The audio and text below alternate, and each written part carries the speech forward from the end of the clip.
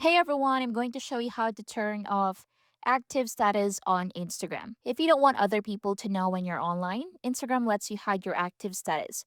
Once you turn it off, your followers and anyone you message won't be able to see when you're active or when we were last online. So keep in mind that you also lose the ability to see other people's activity status. So whether you're using Android or an iPhone, the steps are the same. So open the Instagram app and sign into your account. Then tap your profile picture in the bottom right corner. Tap the three-line menu in the top right corner.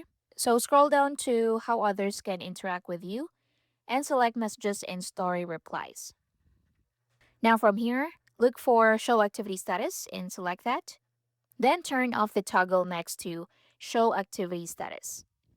So if it is turned on, just like so, you can toggle it off just like that, and it will be turned off. So the change is applied immediately, and your online status will no longer be visible to others.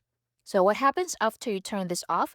So when active status is disabled, people can see when you're currently online. Your active now and last active status are hidden, and you won't be able to see when your friends or followers are online either. So this setting applies to both direct messages and messenger chats connected to Instagram. And that's basically it. Thank you for watching.